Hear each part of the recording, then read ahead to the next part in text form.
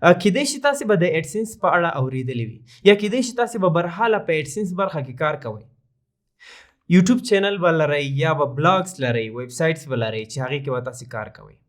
په دې ویډیو کې زه تاسو ته 4 مهم موضوعاتو باندې انشاءالله نن خبرې کوم چې ایډسنس په خپله څه شی ده، ولې باید تاسې ایډسنس برخه کې کار وکئ.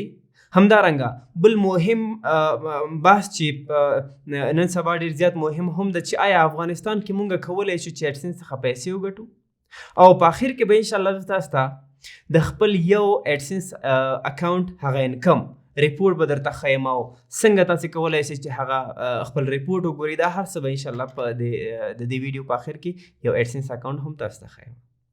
نو تر ټولو لومړی وایو چې ایډسنس په خپله څه شی ده. تاسې به کتلی وي، مثال به تاسو ته درکړم لکه تلویزیون، لکه ریډیو یا همداسې نورې مختلفه کوم سوشل نیټورکس چې دي، په همدې شکل باندې ایډسنس هم یوه برخه ده.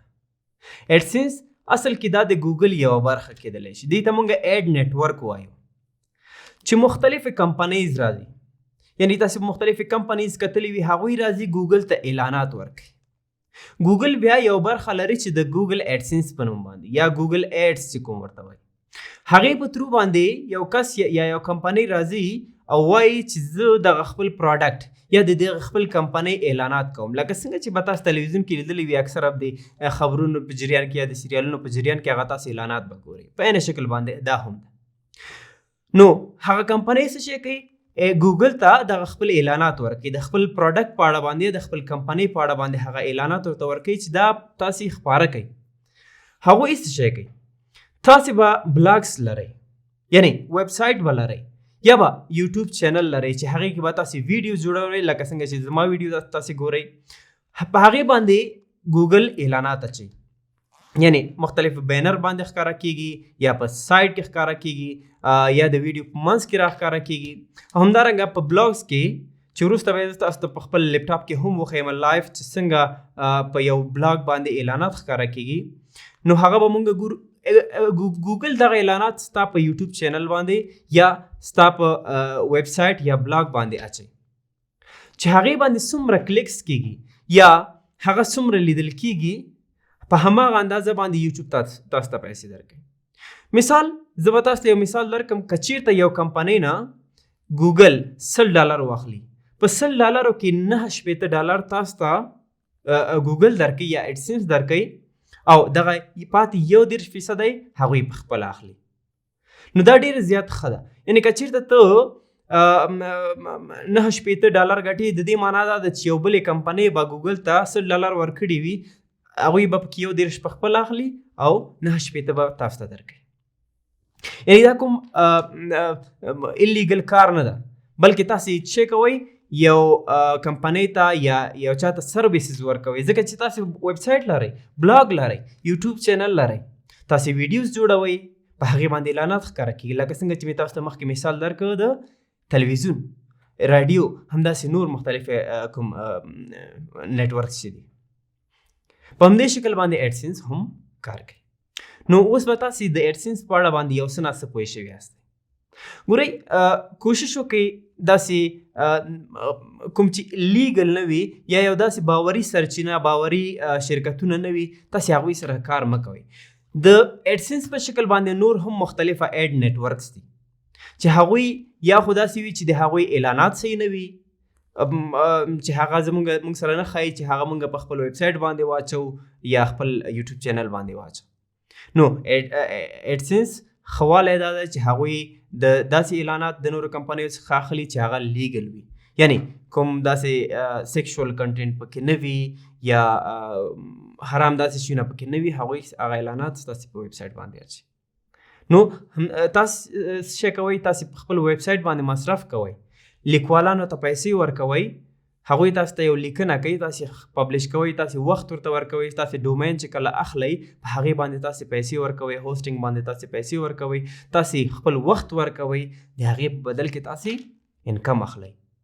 نو چې کله یو ځل ستاسې ویب سایټ آماده شي، ډومین واخلئ. دا پروسس هم کېدای شي مخکې ویډیوګانو کې ما ویلی وي، خو بیا هم تاسو ته وایم، د ایډسنس د شروع کولو لپاره باید تاسې که چیرته غواړئ چې بلاګ ولرئ یا ویب سایټ ولرئ نو تاسې باید ډومین او همدارنګه هوسټینګ واخلئ. او که چیرته تاسې غواړئ چې یوټیوب چینل جوړ کړئ او په هغې باندې بیا په راتلونکي کې اعلانات واچوئ نو هغه هم کېدلی شي. خو دغه د بلاګ او همدارنګه یوټیوب چینل د دوی شرایط جدا دي. خبرې ډېرې زیاتې دي، د هر یو بحث باندې جدا جدا ویډیو جوړېدلی شي. خو زه تاسو ته لنډ وایم دا کوم موضوعات چې دي. که چېرته تاسو یوټیوب چینل جوړوئ نو تاسې باید ویډیو کیدای شي تاسې نه زیات وخت ونیسي. مثال یو کال به تاسې نیسي تر څو پورې چې د هغوی شرایط سره تاسې ځان برابر کړئ. شرایط یې څه شی دی چې تاسې باید د یوټیوب درته وایم چې هغه شرایط دا دي چې تاسې باید 4,000 واچ ټایم ولرئ، یعنی 4,000 ساعته. نه پوهېږم چې څومره دقیقې به کېږي. 4,000 ساعته باید ستاسې ویډیوګانې په یو کال کې کتل شوي وي. یعنی کله چې تاسو یوټیوب چینل خپل جوړ کړ هر ورځ ویډیو اچوئ یا په هفته کې 2 ویډیو تاسې پبلش کوئ یا اپلوډ کوئ نو څومره چې تاسې ویډیوګانې کتل کېږي دغه ټول واچ ټایم یعنی څومره چې ویډیو کتل کېږي هغه جمع کېږي. د دې ټول کال په جریان کې دغه واچ ټایم حسابېږي 4,000 ساعته. که چېرته ستاسې پوره شو د کال په جریان کې دا یو شرط شو. دویم شرط دا دی چې تاسې باید زر سبسکرایبر پوره کړئ. زر سبسکرایبر څه شی دي؟ ستاسې یو څوک راځي ستاسې ویډیو وکته، که چېرته ستاسې ویډیو صحیح وي یو څه شی وي پکې یا یو څه شی زده کړل هغوی ستاسې چینل سبسکرایب کوي. که سبسکرایب یې کړو نو هغه یو البته سبسکرایبر کې حسابېږي. نو دغه زر کسان باید ستا یوټیوب چینل سبسکرایب کړي تر څو پورې چې دغه دویم شرط هم ستا پوره شي.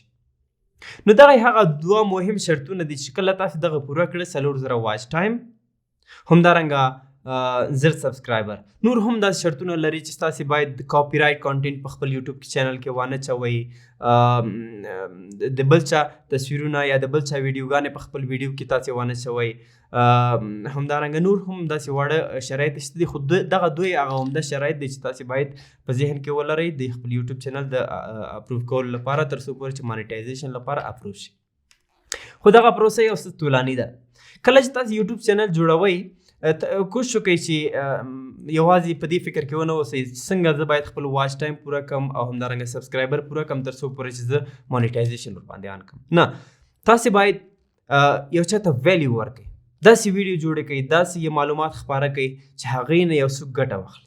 که چېرته یو څوک راغی ستا ویډیو یې وکته او ویډیو یې خوښه شو هغه ستا چینل ته بیا راځي. که چېرته ستا کانټینټ یا ستا هغه ویډیو ګټوره وه نو دې سره به ستاسې واچ ټایم هم زیاتېږي، همدارنګه سبسکرایبر هم زیاتېږي. که چېرته ستاسې یوټیوب چینل کې ویډیوز ښه وي، کانټینټ پکې ښه وي، هغه یو ملګری بل ته وایي چې په دې چینل کې ډېر ښه مواد شته چې تا ته ګټور تمامېدلی شي.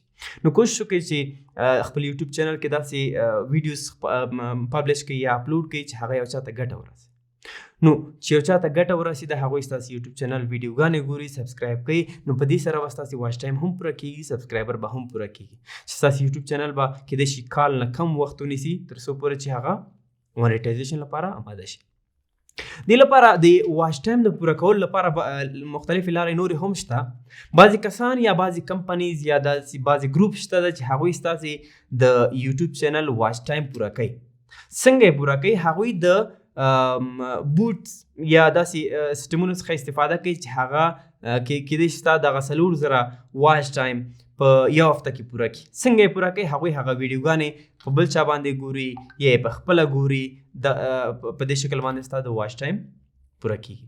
خو چون دا صحیح لاره نه ده، کوشش وکړئ چې همیش لپاره داسې په یوټیوب چینل کې لکه څنګه چې ما مخکې وویلې داسې کانټینټ یا داسې ویډیوز اپلوډ کړئ چې هغه یو چا ته ګټه ورسي او ستاسې یوټیوب چینل واچ ټایم به پخپله پوره کېږي. دویم، که چېرته تاسې بلاګس جوړوئ یا ویب سایټ جوړوئ د هغې لپاره خو تر ټولو لومړی دا ده چې تاسې باید هوسټینګ واخلئ. هوسټینګ پخپله څه شی ده؟ لکه داسې یو کمپیوټر یا داسې یو المارۍ چې هغه کې ستاسو مثال درته درکوم چې تاخچه وي پکې، هغې کې تاسې خپل لیکنې هلته کېږدئ او هغه مثال 4 ساعته د انټرنیټ سره یا د برق سره وصل وي تر څو یو څوک یې د 4 ساعته وکتلی شي. هر وخت کې چې راشي ستاسې هغه ډومین سرچ کوي یا هغه لیکنه سرچ کوي، ستاسې ویب سایټ ته یو څوک داخلیږي. نو دغه هوسټینګ مختلفې کمپنیز دي مختلفه شرکتونه دي چې هغوی تاسو ته دا سرویس درکړي. تاسو ورته وایي چې زه خپل ویب سایټ کانټینټ یعنی دغه لیکنې چې کومې تاسو په ویب سایټ کې ګورئ، تصویرونه ګورئ، ویډیوز ګورئ، چې هر څه ګورئ دا یو ځای کې وي، یو ځای کې موجود وي. نو کله چې هغوی تاسو ته دغه سرویس درکړي چې تاسو خپل د ویب سایټ هغه کانټینټ هلته اچوئ، د دې په مقابل کې هغوی تاسو نه کلنۍ پیسې اخلي. د هوسټینګ لپاره، هوسټینګ او ډومین اخیستلو لپاره چې مخکې هم ما په خپل یوټیوب چینل خالد دانشیار کې ما ویډیو جوړه کړې چې هغه تفصیلي ما د هوسټینګ همدارنګه ډومین اخیستلو طریقه تاسو ته ښودلې ده، کولی شئ چې هغه هم وګورئ. خو تاسو به هوسټینګ اخلئ. بعضې هوسټینګ کمپنیز دي یا بعضې د سرویسز دي چې تاسو سره هوسټینګ سره یو ډومین فری هم درکوي، یا تاسو کولی شئ چې هوسټینګ جدا واخلئ او همدارنګه ډومین جدا واخلئ. هغه نارمل رینج که چیرته تاسو یو بلاګ جوړوئ نو تاسو داسې یو هوسټینګ واخلئ چې هغه ټرافیک هلته هر څه فیچر وي چې څومره ټرافیک منتلی هغوی سپورټ کوي. که چیرته تاسو یو بیسک پلان اخلئ چې 15,000 ټرافیک ستاسو ویب سایټ ته منتلی راشي نو هغه شاوخوا ورکوي داسې $80 باندې تاسو کولی شئ چې واخلئ، چې $80 شاوخوا که افغانیو ته موږ تبدیل کړو نو 15,000 شاوخوا کېږي. نو تاسو به هغه هوسټینګ اخلئ. ډومین نارمل رینج هغه پرایس $9 یا $10 یا $11 وي چې شاوخوا 1000 افغانۍ کېږي. تاسو به ډومین هم اخلئ په خپله خوښه باندې. څنګه چې تاسو ویب سایټ جوړوئ د هر څه چې موضوع په اړه باندې چې تاسو ویب سایټ جوړوئ هغسې به تاسو خپل ډومین هم اخلئ او د هوسټینګ سره به یې وصل کوئ. طریقه ډېره اسانه ده. که چېرته تاسو بیا هوسټینګ اخیستل غوښتل نو په همدې ویډیو په کمنټ کې داسې کولی شئ چې ولیکئ، انشاءالله زه تاسو ته بیا نور رهنمایي هم کولی شم. لکه ما خپل ویب سایټونو لپاره چې کوم هوسټینګ اخیستی د هغه په هوسټینګر کې ده، هوسټینګر.com. تاسو سرچ کولی شئ په ګوګل کې. نورې مختلفې کمپنۍ شته، ګوډ ایډي په نوم باندې شته، سایټ ګراوند په نوم باندې شته، بلو هوسټ په نوم باندې شته، مختلفې نورې کمپنیز هم دي. خو د هر یو هغه فیچر جدا وي. ما خپله په دې خاطر باندې هوسټینګر خوښ کړی ځکه چې د هغوی د سپورټ سیسټم ډېر ښه ده. کله چې ستاسې په هوسټینګ کې یا ستاسې په ډومین کې یا تاسو ایمیل جوړوئ هغه کې څه مشکل وي نو هغوی تاسو ته ډېر ښه سپورټ درکوي. چې کله ورته تاسو میسج کوئ چیټ ورسره ډایرکټ کولی شئ نو 40 ساعت سپورټ هغوی لري. نو که چېرته تاسو بلاګ جوړوئ، هوسټینګ او ډومین تاسو واخیسته، له هغې وروسته داسې شی کوئ تاسو تیم اخلئ. او بخی تاسو ورډپریس په خپل ویب سایټ باندې یا خپل ډومین باندې انسټال کوئ. هغه طریقه هم ډېره زیاته اسانه ده. کېدای شي ما مخکې په خپل یوټیوب چینل کې بعضې ویډیوګانو کې دغه ورډپریس انسټالولو طریقه ښودلې وي. هغه هم ډېره اسانه ده. تاسو کولی شئ چې په خپل ډومین باندې یې انسټال کړئ.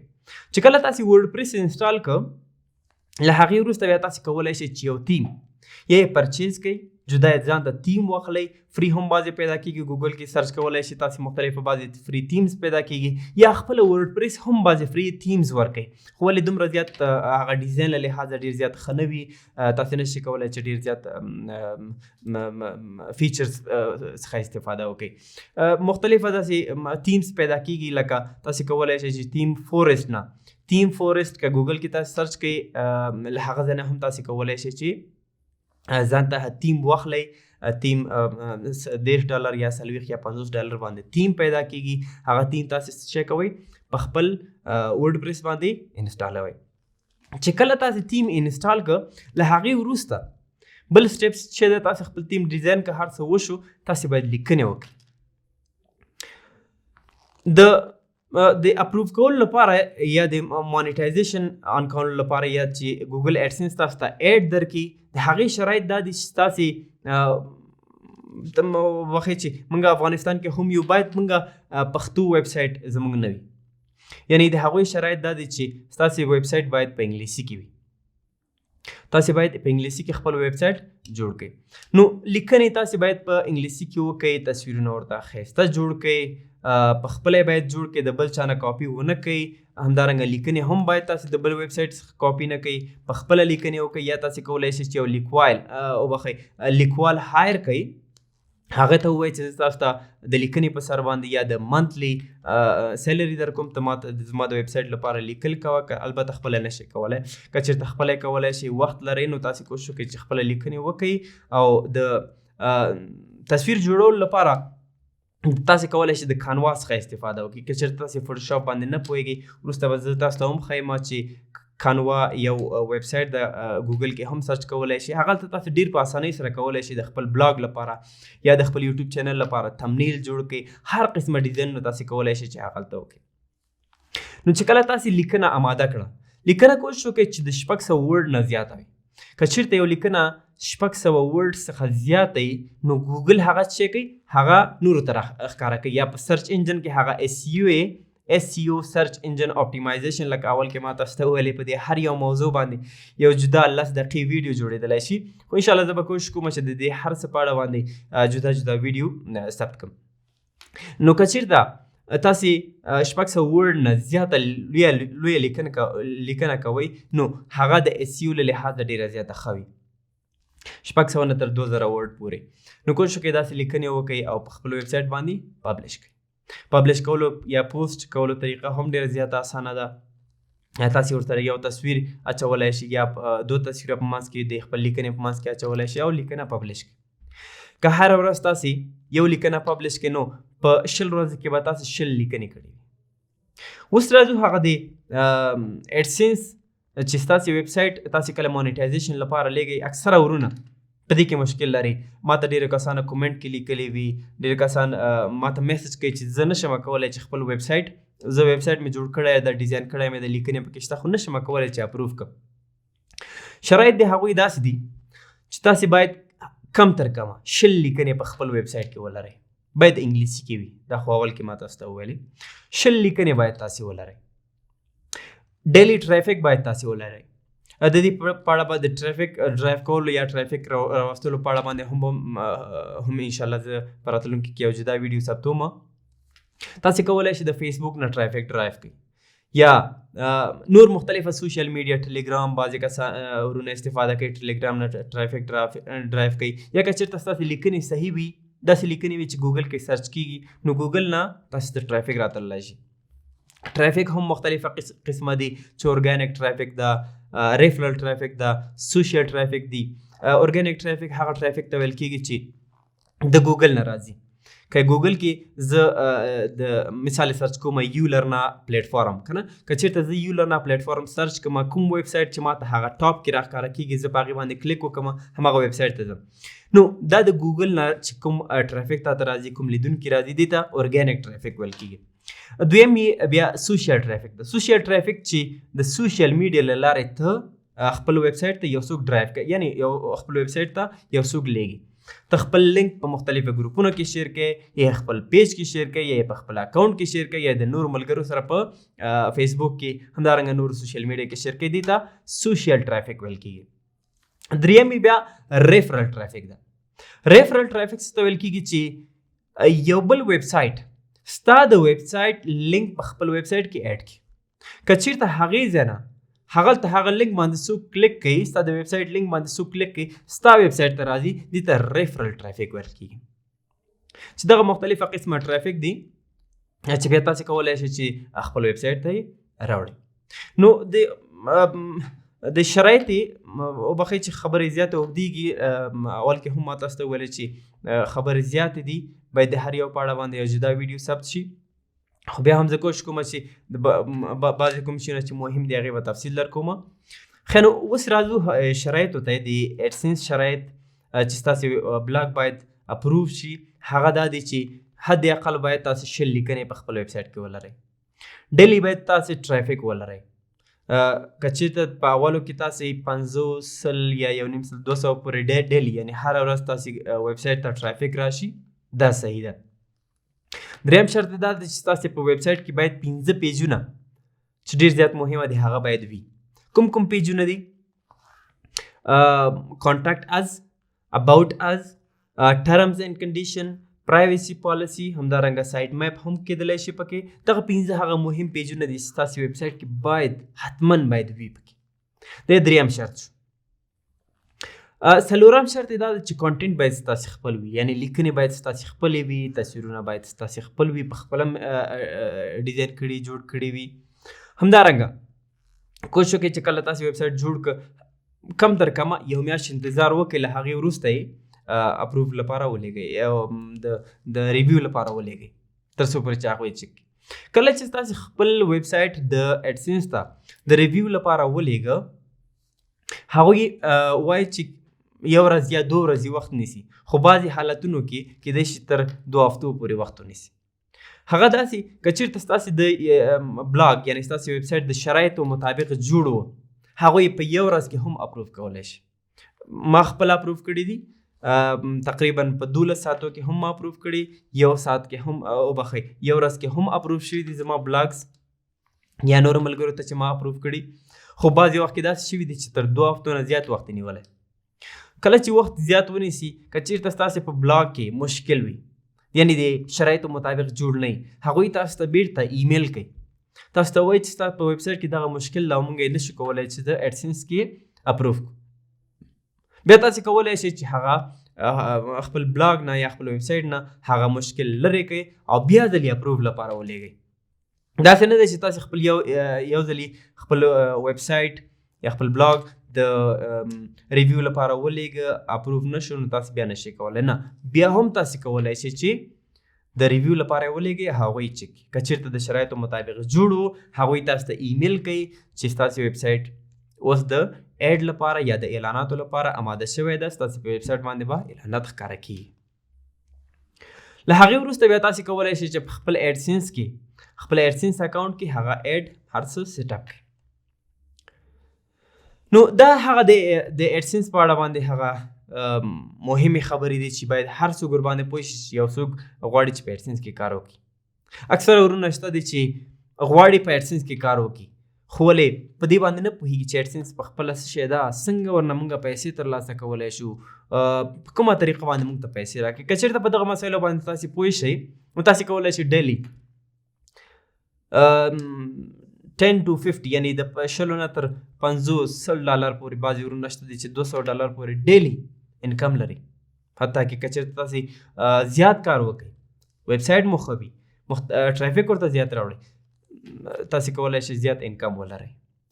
خیر نو اوس راځو وایو چې آیا افغانستان کې موږ کولی شو چې په اډسنس کې کار وکړو یا په خپل بلاګ له لارې د خپل یوټیوب چینل له لارې موږ وکولی شو چې پیسې وګټو یا انکم ولرو. دا ډېر زیاته مهمه موضوع ده، البته په دې وختونو کې خو بیخي زیاته مهمه شوې ده. بعضې ملګري شته دي چې په افغانستان کې اډسنس هم جوړ کړي، بلاګ جوړ کړي، یوټیوب چینل جوړ کړي، خو نشي کولی چې پیسې د بانک له لارې واخلي. د نوي تحولاتو نه مخکې په افغانستان کې پیسې اخیستل ډېر زیات اسانه و. هر چا کولی شو چې ډېر په اسانۍ سره د خپل بلاګ څخه پیسې واخلي په افغانستان کې. خو ولې اوس وختونو کې تاسې نشئ کولی چې خپل د اډسنس نه بانک ته پیسې راولېږئ. ګورئ، د هغه د پیسې لیږلو طریقه داسې ده چې کله ستاسې په اډسنس اکاونټ کې $10 جمع شي، $10 جمع شي، له هغې وروسته ستاسې پین کوډ راځي هماغه اډرس چې کوم ځای کې ستاسې د اډسنس اکاونټ جوړ کړی. مثال زه اډسنس اکاونټ جوړوم په افغانستان کې، اډرس ورته د کابل ورکوم یا د ننګرهار یا د قندهار یا د مختلفو ځایونو ورکوم. نو اډسنس څه شی کوي؟ اډسنس بیا دغه پین کوډ موږ ته د پوسټ آفیس له لارې رالیږي. نو تاسو ته بهتره معلومه ده چې هغه پروازونه هم په دې وختونو کې مشکلات زیات دي. نو هغه کوم پین کوډ چې تاسو ته راځي هغه د ایمیل له لارې نه راځي، د کوم حوالې له لارې نه راځي، بلکې هغه تاسو ته درلیږل کېږي، دا پوسټ آفیس والا یې راوړي یا یې ترلاسه کوي. نو پوسټ آفیس ته چې کله ستاسې هغه پین کوډ راشي، وبخئ تاسو ته ما مخکې وویل چې لږ کله تاسې $10 وګټل، یعنې ستاسې $10 ستاسې اکاونټ ته راغله، هغې نه وروسته هغه پین کوډ ستاسې هغه اډرس ته چې کوم تاسې په اډسنس کې په جوړولو په وخت کې ورکړی هغلته یې درلیږي. نو کله چې ستاسې پین کوډ هم راغی، پین کوډ تاسې کولی شئ 3 ځلې ورته ریکویسټ وکړئ. که چېرته یو ځل ستاسې پین کوډ راونه رسېده پوسټ آفیس ته یا ستاسې کور ته راونه رسېده، بل ځل هم تاسې ریکویسټ کولی شئ. که بیا راونه رسېده بیا ځلې هم تاسې کولی شئ چې ریکویسټ وکړئ چې پین کوډ راشي. دغه یو ځل چې تاسو ریکویسټ وکړئ تقریبا 3 هفتې نیسي، یعنې د 3 هفتو نه مخکې نشئ کولی چې دوم ځلې بیا ته ریکویسټ وکړئ. کله 3 هفتې پوره شي بیا ځلې ته ریکویسټ کولی شي، بیا 3 هفتې پوره کېږي بیا ته ریکویسټ کولی شي. کله چې تا 3 ځلې ټرای وکړله او بیا هم ستا پین کوډ یا ویریفیکیشن کوډ ستا اډرس ته رانغی یا ستا کوم اډرس چې تا اول کې ورکړی وي هغه ادرس ته ستا پین کوډ رانشي، بیا ته کولی شي د ایمیل له لارې هم خپل ایډسنس ویریفای کړي. څنګه ویریفای کولی شي؟ یو د ایډسنس کې خپل یو فورمه شته، هلته خپل نوم لیکي، د خپل د ایډسنس پبلشر آی ډي وي هغه لیکي، همدارنګه خپله تذکره یا په کوم نوم باندې چې تا جوړ کړی هغه تذکره درنه غواړي، هغه به ته اپلوډ کړې. چې کله تا ولېږه فقط یو دقیقه نیسي، هغوی چک کوي یا اټومیټیکلی چک کېږي، بیرته تاسو ته ایمیل کې چې ستا ایډسنس اکاونټ ویریفای شي. دا په یاد ولرئ چې کله چې تاسې ایډسنس ویریفای نه وي، تاسو څومره پیسې ګټلې وي تاسې نشئ کولی چې خپل بانک اکاونټ ته یې ولېږئ. نو کله چې تاسې ایډسنس اکاونټ ویریفای شو، ایډرس یې ویریفای شو، له هغې وروسته باید تاسې په ایډسنس اکاونټ کې $100 پوره شي تر څو ته بانک ته یې ولېږلی شي. $100 چې پوره نه وي تاسو ته هغه د بانک اکاونټ اډ کولو هغه آپشن هم نه ښکاره کېږي. نو کله چې تاسو $100 پوره شي، یو میاشت کې یا 2 میاشتو کې، له هغې وروسته بانک اکاونټ ورسره وصل کوئ او د هرې میاشتې که چېرته مثال دغه میاشت پوره کېږي، د 30 تاریخ باندې دغه پیسې پروسس کېږي، ستا بیلنس ته ځي.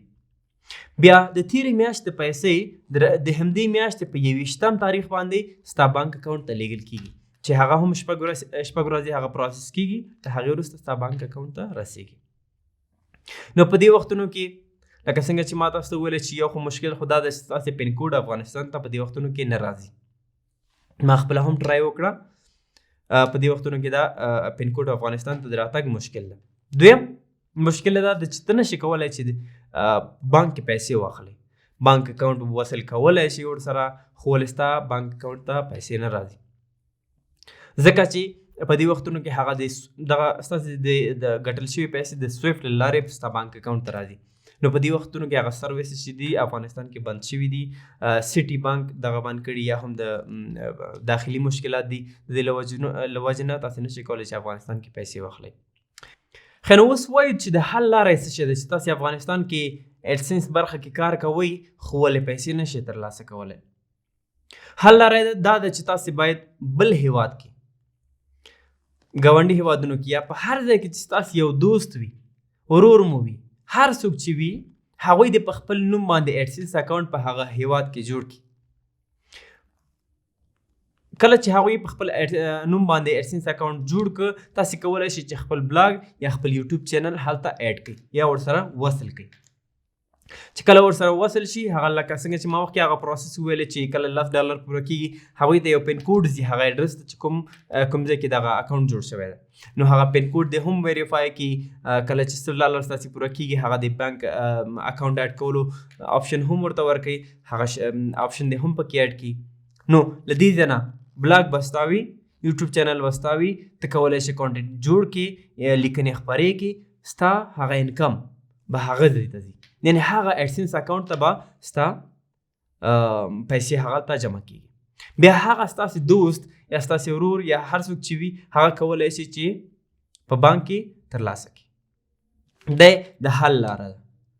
اکثره ورونه اوس حیران دي چې مونږ اوس یوټیوب چینل لري یا بلاګس مختلفه قسمه لري، حیران دي چې اوس مونږ څه وکړو.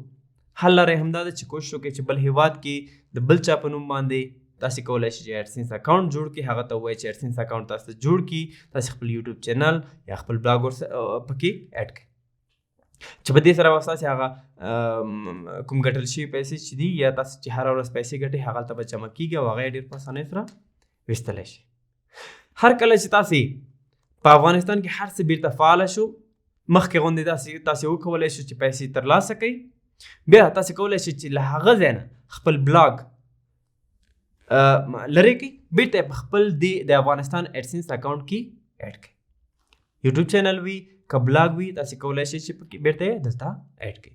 چې کله ایډ شو، بیرته تاسې کولی شئ چې هغه ډیلی انکم یا هره ورځ هغه انکم ولرئ. نو اوس لپاره کوشش وکړئ چې دغه د حل لاره ده، په بل هیواد کې اکاونټ جوړ کړئ او خپل هغه د کار جاري وساتئ. نو اوس راځم، کېدای شي تاسې به ورته په تمه هم وئ، زه به تاسو ته د یو ایډسنس اکاونټ هغه انکم یا ګټه به تاسو ته ښیم چې څومره ما ګټلې دي. البته دغه اکاونټ په دې نږدې وختونو کې ما جوړ کړی تر څو پورې پن کوډ یې یا اډرس یې هم نه دی ویریفای شوی. زه تاسو ته ښیم. ښه نو زه راغلم د خپل لیپټاپ سکرین ته. زما په لیپټاپ کې کافي ډېر شیونه هم دي، البته سکرین باندې کافي ډېر شیونه دي. زه به راشم دلته به یو ایډسنس اکاونټ خلاص کړم. زه وګورم چې کوم یو خلاصولی شم. زه به دلته راشم.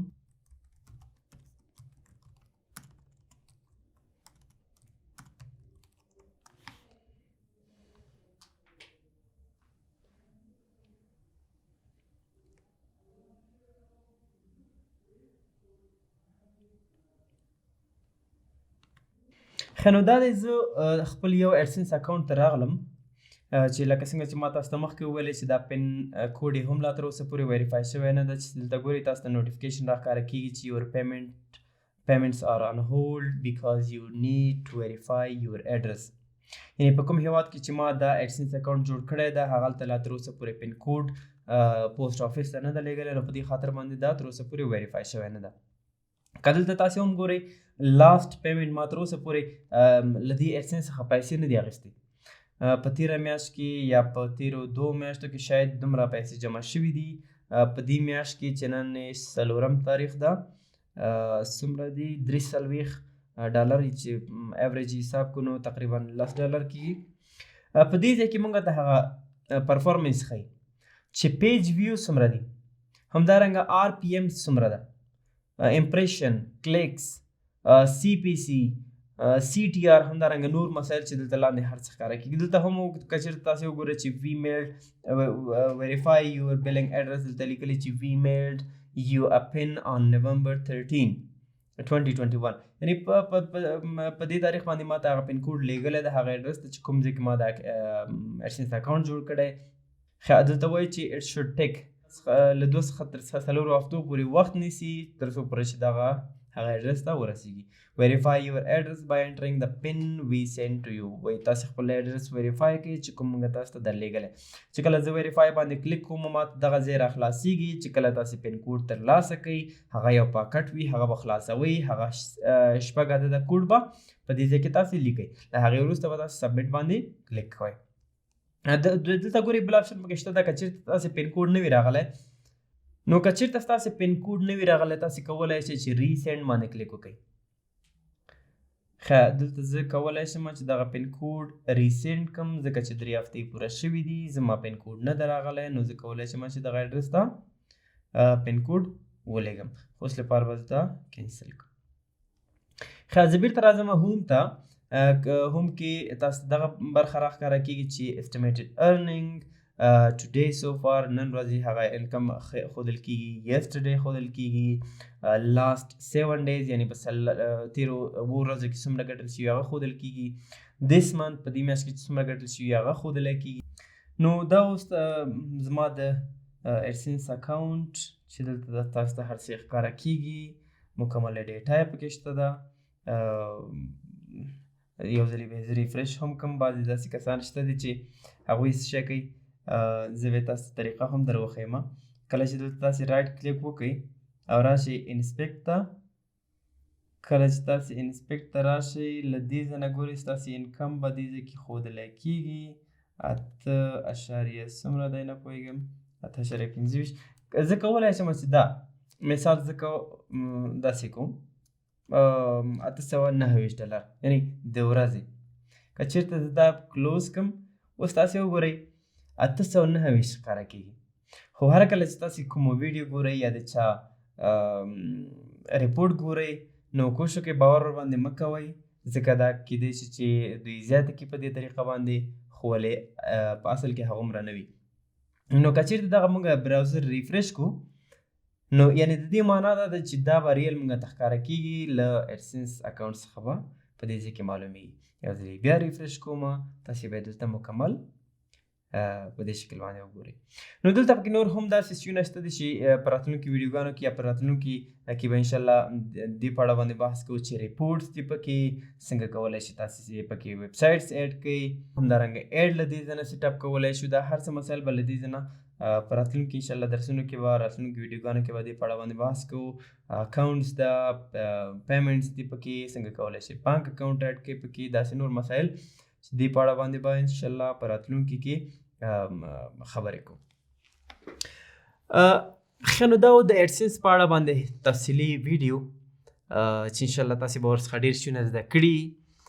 په راتلونکي کې هم زه کوشش کوم، ما مخکې ویډیوګانو کې هم ویلي و چې زه به په ulearner.com کې که چېرته تاسو نه یې چیک کړی همدا اوس لاړ شئ ulearner.com ته. هلته ما د ویب سایټ جوړونې، ورډ پریس، HTML CSS همدارنګه نور هم مختلف زیات کورسونه پکې شته دي. تاسې کولی شئ چې هغه وګورئ، یا که چېرته تاسې ویب سایټ جوړولو باندې نه پوهېږئ زما کورس په ulearner.com کې شته، تاسې کولی شئ چې هغه لومړی زده کړئ. فیس یې ارزانه ده، تاسې په یو فیس باندې کولی شئ ټولو کورسونو ته لاسرسی ولرئ. نو په دې ویډیو کې به تاسو ډېر شیونه زده کړي.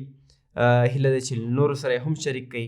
هغه کسان چې غواړي چې په ایډسنس کې کار وکړي، یا هغه کسان چې په ایډسنس برخه کې همدا اوس هم کار کوي، په دې ډېرې خبرو باندې به هغوی نه پوهېږي چې څنګه موږ په خپل ریپورټس وګورو. ډېرې داسې خبرې دي چې هغوی نه پوهېږي، ورباندې باید ورباندې خبر شي. او بل که چېرته زما یوټیوب چینل ته خالد دانشیار نوي راغلي یاست، مخکې نوي راغلي، همدا اوس یې لاړ شئ سبسکرایب کړئ، ځکه چې که چېرته زه نوي کانټینټ یا نوي ویډیوګانې زه اپلوډ کوم نو هغه به تاسو ته نوټیفیکیشن به ستاسې موبایل کې راښکاره کېږي. همدارنګه که چېرته کوم پوښتنه لرئ یا په ویډیو کې کوم ځای باندې نه یې پوه شوي، نو کوشش وکړئ په همدې ویډیو په لاندې برخه کې کومنټ کې تاسې کولی شئ چې خپله پوښتنه وکړئ. انشاءالله زه کوشش کوم چې هغه ستاسې پوښتنه هماغلته جواب کړم، یا به انشاءالله په راتلونکي کې په دې باندې ویډیو ثبت کوم.